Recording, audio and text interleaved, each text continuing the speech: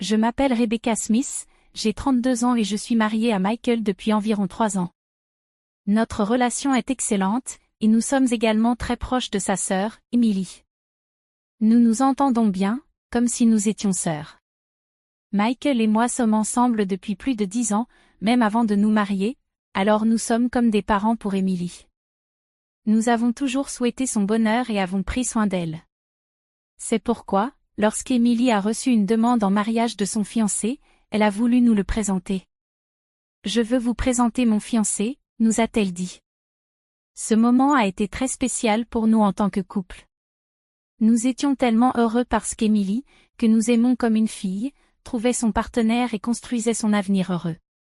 C'était un moment de joie pour Michael et moi, et nos cœurs étaient remplis de bonheur. Enfin, le jour est arrivé.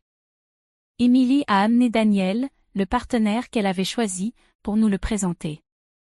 Daniel semblait avoir à peu près mon âge, peut-être 32 ans. Il avait 5 ans de plus qu'Emily, ce qui m'a fait réaliser qu'elle aimait les hommes plus âgés. Je l'ai observé en silence et j'ai été impressionnée par son apparence solide et son attitude calme. Cependant, j'ai remarqué que Daniel n'arrêtait pas de me regarder. Voulait-il me dire quelque chose? Y avait-il quelque chose chez moi qui le dérangeait ou était-ce juste une coïncidence? Ces questions me sont venues à l'esprit. J'ai rapidement vérifié mes vêtements et ma coiffure pour voir s'il y avait un problème, mais je n'ai rien trouvé de mal. Peut-être conscient que fixer du regard était impoli, Daniel a détourné les yeux. Au final, nous n'avons pas pu comprendre pourquoi il m'observait de si près, mais Michael et moi avons décidé de ne pas nous en inquiéter. Nous nous sommes présentés et avons commencé à discuter avec Emily et Daniel, qui étaient assis de l'autre côté de la table. « Prends bien soin de ma petite sœur », fut une phrase classique échangée, et Michael répondit avec un sourire, « Emily, je te confie à lui. » En disant cela, il confiait le bonheur futur d'Emily à Daniel. Cela créa une atmosphère chaleureuse et amicale lors de la rencontre, apaisant la tension initiale de notre première réunion. À un moment donné, Michael posa une question à Daniel, à laquelle il était curieux de connaître la réponse. « Daniel, puis-je te demander où tu travailles ?» J'étais très intéressée par sa réponse et écoutais attentivement. Daniel répondit fièrement, bombant le torse, « Vous en avez sûrement entendu parler. Je travaille chez T-Company, qui connaît une croissance très rapide en ce moment. » La T-Company? Cette célèbre entreprise de développement de jeux vidéo? Oui, c'est bien ça. J'ai commencé à y travailler l'année dernière, mais je n'ai pas quitté mon ancien emploi parce que je ne l'aimais pas. La T-Company m'a directement approché parce qu'ils appréciaient beaucoup mes compétences. Pour moi, c'était comme une promotion. Ne vous inquiétez pas, je n'ai pas commencé comme un simple employé. En entendant cette histoire surprenante, Michael et moi étions impressionnés. Je n'ai pas pu m'empêcher d'écarquiller les yeux, et nos regards se sont croisés. Voyant nos réactions choquées, Daniel semblait satisfait d'avoir fait bonne impression et continua à parler avec encore plus de fierté. Voilà pourquoi je veux que vous me fassiez entièrement confiance. Je monte rapidement dans ma carrière à la T-Company et je suis sûr que je progresse plus vite que la plupart des gens. Même si j'ai commencé à un niveau régulier, mon salaire va augmenter rapidement, et je grimperai dans l'entreprise en un rien de temps, alors ne vous inquiétez pas. Lorsque j'ai entendu ce que Daniel disait, j'étais tellement surprise que je ne pouvais plus parler. La T-Company est super célèbre, et je la connais très bien. Michael la connaît probablement aussi, mais comme il n'y travaille pas, il ne doit pas en connaître tous les détails. Je pense qu'Emily et Michael savent tous les deux que la T-Company est très réputée dans le secteur, mais il semblait qu'aucun d'eux ne s'attendait à ce que le fiancé d'Emily monte en grade si rapidement après avoir commencé. Moi non plus. Certaines parties de l'histoire de Daniel m'ont laissé un peu mal à l'aise, mais j'ai décidé de le croire, puisqu'il parlait d'avoir été recruté par la T-Company et d'avancer vite dans sa carrière. Alors que nous parlions d'autre chose, j'étais curieuse de savoir comment ils s'étaient rencontrés et avaient commencé à sortir ensemble. Ils ont dit qu'ils s'étaient rencontrés par l'intermédiaire d'un ami commun. Daniel cherchait quelqu'un de spécial, mais ne voulait pas participer à des événements de rencontres organisés, alors il a rencontré Emily par l'intermédiaire d'un ami en qui il avait confiance. Emily ne cherchait pas activement un petit ami, mais elle a accepté de rencontrer Daniel lorsque leur ami commun le lui a suggéré.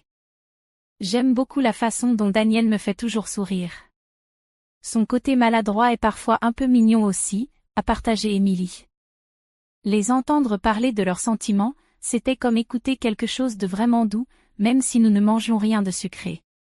Leur déclaration d'amour l'un pour l'autre était très claire, mais quelque chose me dérangeait.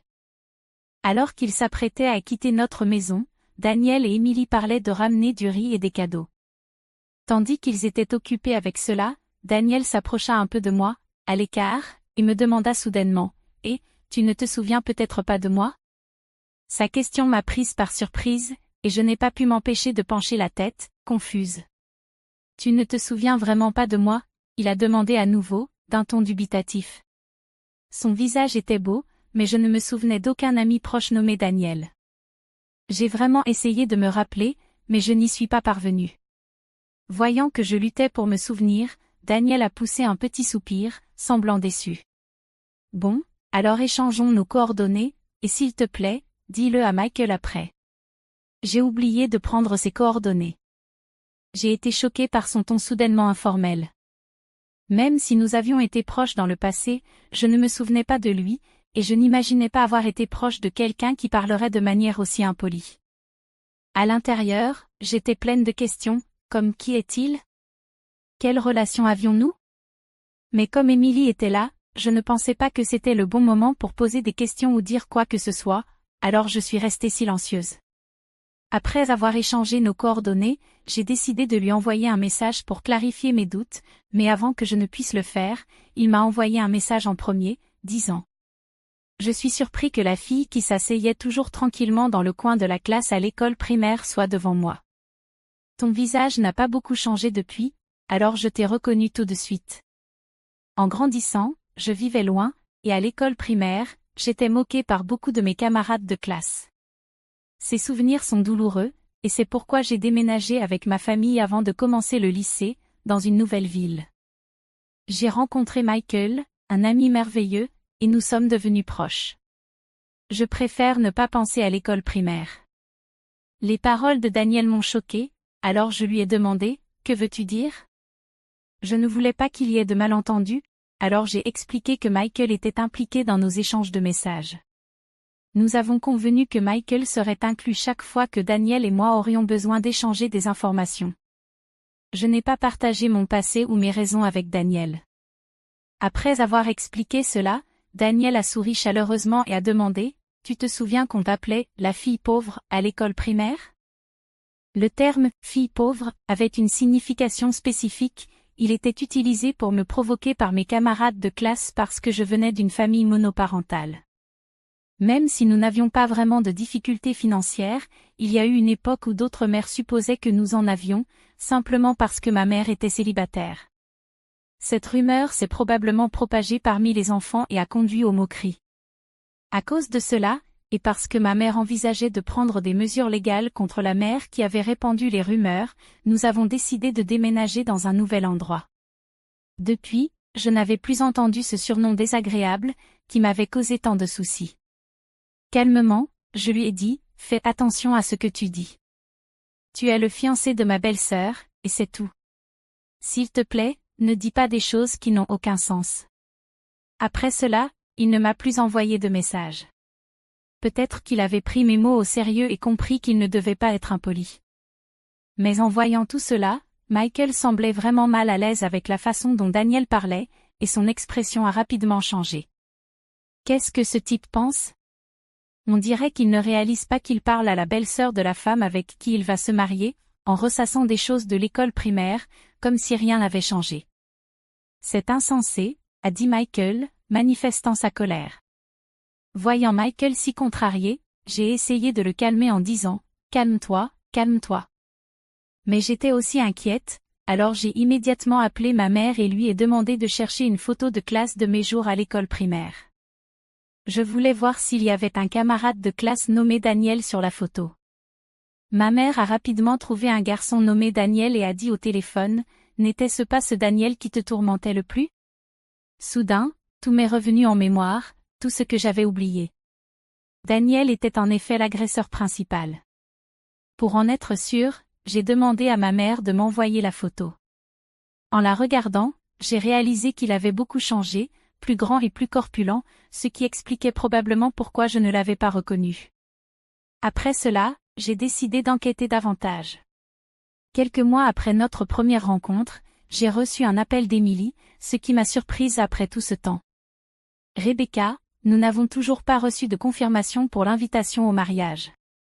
Toi et ton mari, vous prévoyez de venir? Quelle invitation de mariage? Nous étions vraiment impatients, mais nous ne l'avons jamais reçue, ai-je répondu. Emily semblait surprise et dit, j'ai bien envoyé l'invitation. Peut-être que quelque chose s'est mal passé. Quoi qu'il en soit, je te l'apporterai demain, dit-elle, avec une voix très sincère. Le lendemain, Michael et moi avons reçu l'invitation directement d'Emily et nous lui avons dit que nous serions présents. À ce moment-là, nous n'avions aucune idée de ce qui se passerait lors du mariage ni de l'impact que cela aurait sur nous. Personne n'aurait pu prévoir ce qui allait suivre. Le jour du mariage, Emily était éblouissante dans sa robe blanche pure, ressemblant à un ange. Je l'ai félicitée, les larmes aux yeux, en lui souhaitant tout le bonheur du monde, pour elle et pour nous aussi. Mais Daniel, le marié, a rapidement gâché l'ambiance. Il m'a pointé du doigt, nous surprenant tous. « Pourquoi es-tu ici? » « Je ne t'ai pas invité, » a-t-il dit, visiblement contrarié. Il semblait que Daniel avait tout fait pour que Michael et moi ne recevions pas l'invitation. Cette femme a grandi seulement avec sa mère. Quand les choses sont devenues difficiles, elle a fui. Peut-être qu'elle a eu des problèmes financiers, et maintenant elle est avec un homme riche en pensant que la vie sera facile. Elle vit dans un rêve, a-t-il dit, sans rien savoir de mon passé. Daniel m'a accusé à tort. Michael, assis à côté de moi, serrait les poings de colère, mais je lui ai demandé de se calmer. Daniel a continué à me faire des accusations infondées. J'ai un poste important dans une entreprise réputée. Tu prévois d'utiliser ta relation comme belle-sœur pour obtenir de l'argent de moi si j'épouse Emily, demanda-t-il fermement. Ses amis étaient choqués et ont commencé à s'agiter, partageant la même vision étroite que Daniel. Je me suis dirigé vers un employé et lui ai demandé le micro. Daniel semblait s'attendre à ce que je dise quelque chose d'émotionnel et de déraisonnable, mais je suis resté calme et j'ai dit, c'est ridicule que toi, qui n'arrives même pas à reconnaître le visage du président de ton entreprise, tu te considères comme une élite. Réfléchis bien avant de couper les ponts avec moi. Je serai dans le bureau du président demain. Nous passerons par les procédures RH. Après avoir rendu le micro, je suis retournée à ma place, confiante et avec une attitude tranquille. Michael s'est levé et s'est dirigé vers la sortie. Peu après, Emily l'a suivi. En voyant cela, Daniel l'a appelé, « Attends, pourquoi tu pars aussi ?» Ne comprenant pas complètement la situation, Daniel parla à Emily, qui lui lança un regard froid, « Tu ne connais vraiment pas Rebecca, n'est-ce pas? Elle est la PDG de la T-Company. Je la respecte et l'admire profondément. Je ne peux pas te pardonner de l'avoir insultée. Je mets fin à nos fiançailles maintenant. Tu as ruiné un jour si important. Prépare-toi. » Choqué par les paroles fermes d'Emily, Daniel resta abasourdi. Emily parla au personnel du lieu et retira sa robe de mariée. Elle informa les invités que le banquet était annulé et que le mariage se résumerait maintenant à un simple repas. Elle précisa que cela ne se reproduirait plus et blâma fermement Daniel pour la rupture. Le lendemain, comme promis, je l'attendais calmement dans le bureau du président. 2 employés grands et musclés étaient à mes côtés, prêts à intervenir s'il tentait quoi que ce soit pendant notre conversation. Lorsqu'il arriva, il parut confiant au début, mais cela changea rapidement. Il s'assit, visiblement tendu. Son comportement en entrant sans permission et sans même saluer était grossier, ce qui montrait clairement qu'il ne comprenait pas les règles de base de l'entreprise. « Ce n'est pas possible. Je ne peux pas croire que tu es vraiment la présidente. C'est incroyable, dit-il. Si tu avais fait une petite recherche, tu aurais trouvé les informations du président sur notre site. Tu n'as pas vérifié avant de venir, demandai-je. Eh bien, il y avait certaines choses, commença-t-il à dire, mais il était évident qu'il n'avait pas pris mes paroles au sérieux ni fait l'effort de découvrir la vérité. Peut-être pensait-il que je plaisantais ou que je mentais devant tous ses invités. Je lui dis, je suis en train de considérer la résiliation de ton contrat. Quoi? Tu ne peux pas prendre une décision aussi rapide à cause d'un simple malentendu. Je vais parler au bureau de l'inspection du travail, tenta-t-il de me persuader avec prudence. Mais calmement, je plaçai une copie de son CV devant lui.